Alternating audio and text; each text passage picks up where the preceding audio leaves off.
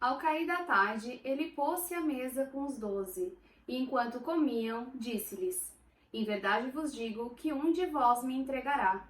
Eles, muito entristecidos, puseram-se um por um a perguntar-lhe: Acaso sou eu, Senhor?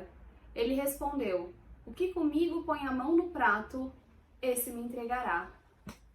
Este é o momento eternizado na última ceia de Leonardo da Vinci que nós vamos conversar um pouquinho hoje.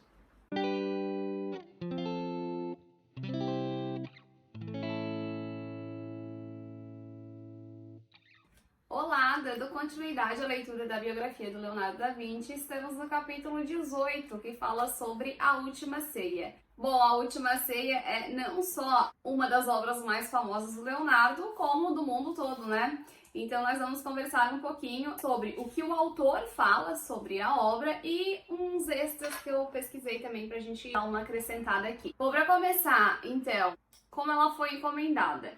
Em 1494, o sobrinho do Ludovico morreu e aí ele resolveu fortalecer ainda mais o seu poder. Com isso, ele resolveu aumentar o mecenato dos artistas de forma bem considerável e também ele resolveu fazer um mausoléu para ele e sua família.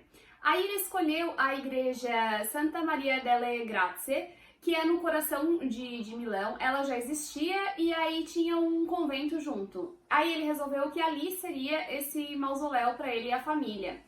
Ele chama o Donato Bramante para fazer a reforma do local e o Leonardo para pintar a parede do refeitório. Essa parede tem 8,8 metros de comprimento e 4,6 metros de altura. O Leonardo nunca tinha pintado nada assim tão grande e também ele não era muito chegado no afresco. Nessa época ele estava com 42 anos e o Ludovico então pediu para que ele pintasse a cena mais famosa da arte sacra, né, que é a Última Ceia.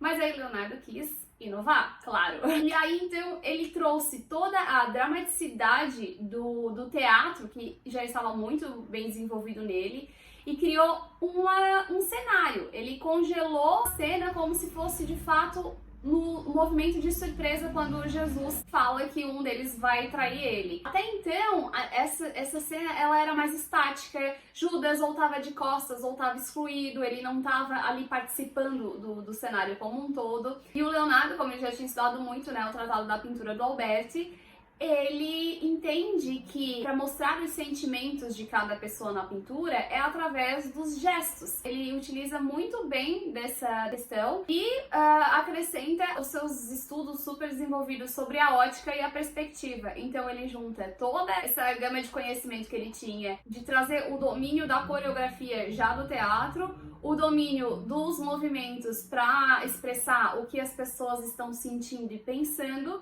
e a ótica e a perspectiva que ele vai manipular. Mas vamos por partes então.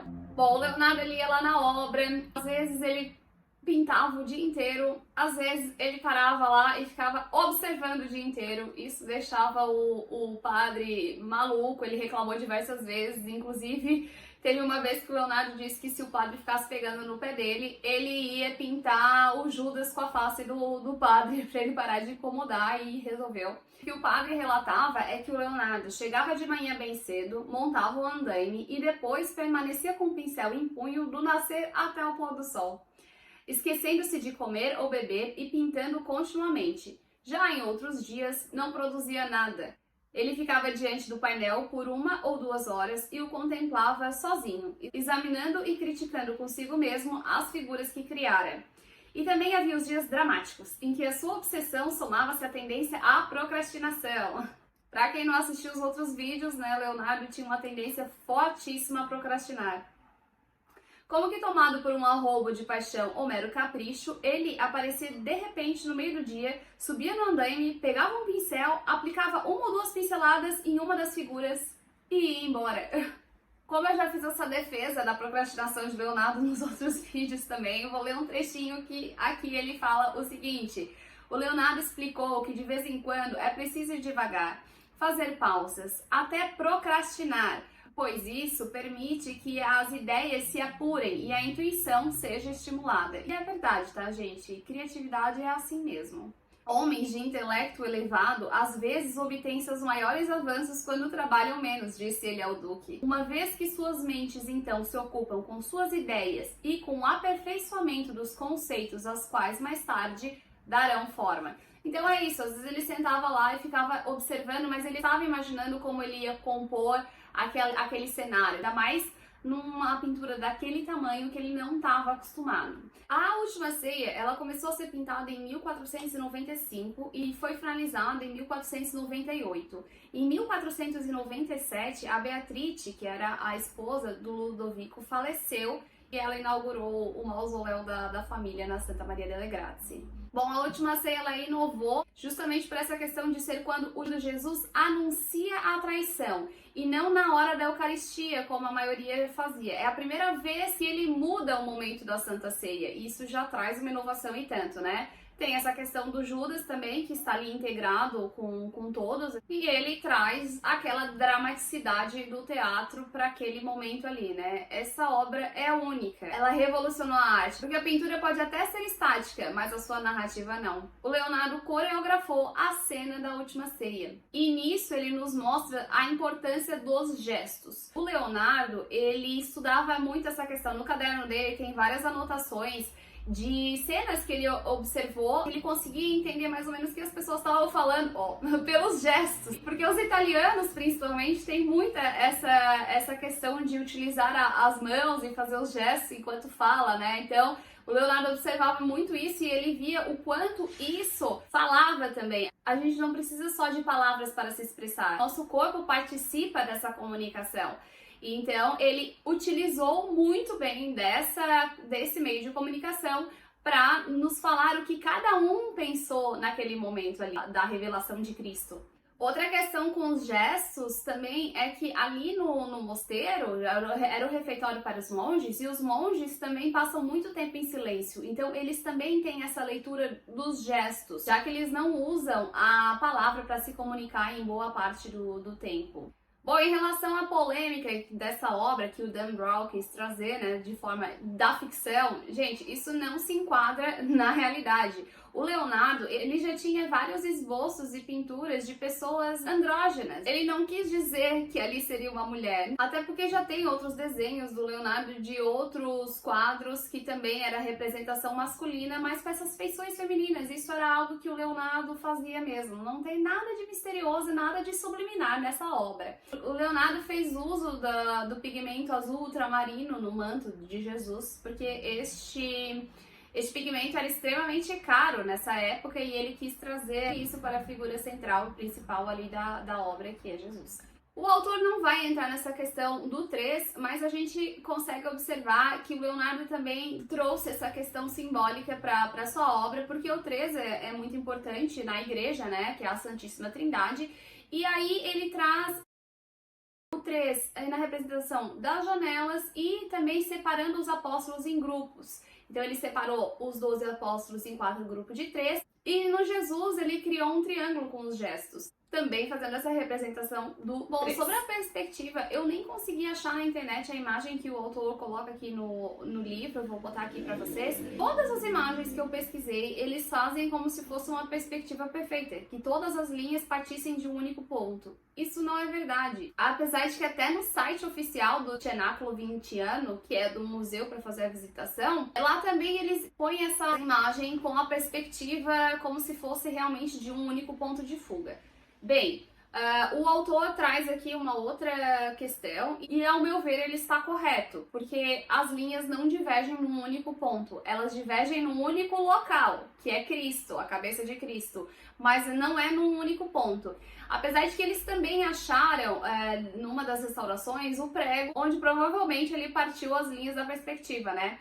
Mas o Leonardo, ele manipula a perspectiva, ele faz o uso da perspectiva complexa, que é a perspectiva natural com a artificial. Ele manipula a perspectiva para que ela sirva ao que ele quer. Porque o Leonardo, ele queria que a obra fizesse parte do ambiente, ele queria que fosse como uma continuidade daquele espaço físico através da perspectiva da pintura. Então, ele pega um ponto como base de visualização, e através desse ponto ele quer que a gente consiga ver aquilo que ele quer passar. Tanto é que ele traz isso também na questão da iluminação. Ele joga toda a iluminação para um dos lados da obra, que era como se a própria iluminação natural que entrava no refeitório estivesse iluminando a obra também. Ele queria dar essa continuidade através da iluminação. Então, esse jogo de perspectivas e iluminação também faz com que a Última Ceia seja tão diferenciada das demais e seja uma obra tão importante e que mudou assim a história da pintura e da arte até então. Outra manipulação da perspectiva é que a gente consegue ver um pouco do topo da mesa, ver o que está ali. Mas como o Leonardo manipula a perspectiva, vindo inclusive do teatro novamente, porque nessa época renascentista, os teatros eles eram levemente inclinados para frente para que lá no fundo a gente conseguisse enxergar também o que estava acontecendo um pouquinho melhor. E o Leonardo fez essa mesma configuração. Ele fez como que se o chão ali de onde eles estão fazendo a Última Ceia fosse levemente inclinado. Assim a gente consegue ver o que está em cima da mesa. E ele finaliza isso da mesma forma que nos palcos do teatro, com uma cornija em cima. E a gente pode observar que na pintura ele também faz essa cornija. Sobre isso, o autor conta pra gente que nas produções renascentistas, o palco não ficava dentro de uma sala retangular. Ele afunilava bruscamente, tornando-se mais estreito e mais curto para passar a impressão de maior profundidade. O palco era inclinado na direção da plateia e a artificialidade do cenário era disfarçada com uma cornija decorada, exatamente como a pintada no topo da Última Ceia. O uso de tais artifícios é outro exemplo de que seus trabalhos em peças e espetáculos não foram uma perda de tempo, mas de jeito nenhum, né? Toda essa bagagem que ele trouxe do teatro, ele aplicou aqui na Última Ceia de forma espetacular. E o autor continua. Em Última Ceia, a sala pintada diminui de tamanho tão depressa que a parede dos fundos só tem espaço para 3 janelas exibindo a paisagem lá fora. Inclusive essa paisagem, também vi depois pesquisando a parte, que ela é bem similar com o fundo da paisagem da Mona Lisa. Ele utilizava sempre esse mesmo tipo de fundo. As tapeçarias não são proporcionais. A mesa é muito estreita para uma ceia confortável e os apóstolos estão todos do mesmo lado. E não há lugar suficiente para todos se sentarem. O chão está inclinado para frente como em um palco, da mesma forma que a mesa, só que um pouco mais suavemente. Todos os personagens estão no primeiro plano, como se participassem de uma peça, e até seus gestos são teatrais. Encerrando aqui sobre o que a obra retrata especificamente, o autor vai dizer que a Última Ceia é uma mistura de perspectiva científica com licença teatral. Intelecto e fantasia, digna de Leonardo. O estudo da ciência da perspectiva não deixara seu trabalho rígido nem acadêmico.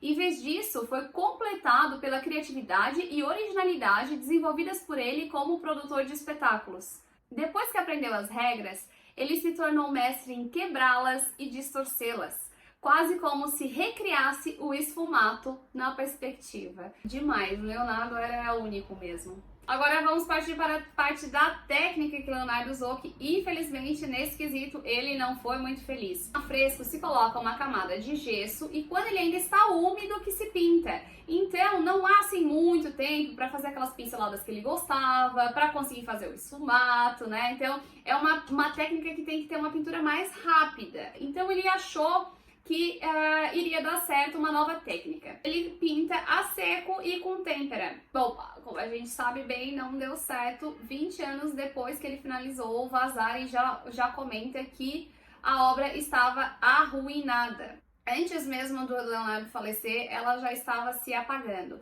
Tanto é que, em 1652, os monges fizeram uma reforma e quebraram um pedaço da obra para passar uma porta por ali.